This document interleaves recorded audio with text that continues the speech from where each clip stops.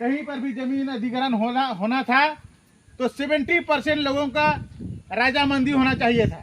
मतलब अगर 100 लोग हैं तो 70 आदमी का वहाँ पर राजामंदी होना चाहिए था कि हाँ, अगर 100 में से 70 आदमी ने बोल दिया कि नहीं ठीक है जमीन हम लोग देंगे, तभी वो जमीन को अधिग्रहण कर सकता है। लेकिन अब ऐसा नहीं है।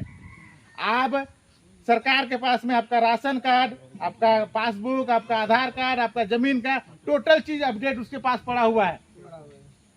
सिर्फ उसको करना देरी है।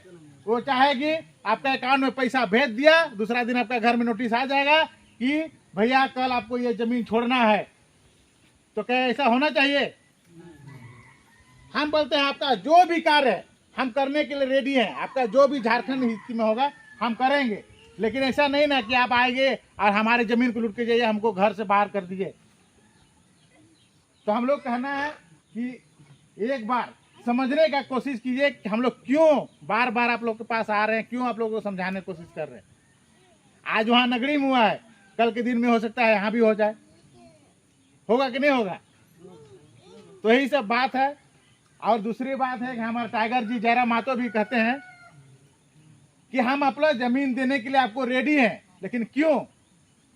हम लोग को उससे प्रॉफिट मिलना चाहिए ना। उनका कहना है कि पूंजी आप लगाओ, जमीन हम देंगे। पूंजी आप लगाओ, जमीन हम देंगे। उसका मतलब है कि आप पूंजी लगाइए, जमीन हम देंगे। इसका कहने का मतलब ये है कि हमको बराबरी का हिस्सेदारी चाहिए।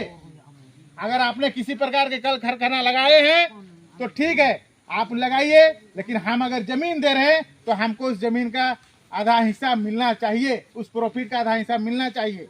ऐसा नहीं कि हमारे जमीन को आप औने पौने दाम में ले लिए और हमको मामूली सा मुआवजा दे के आप चले गए।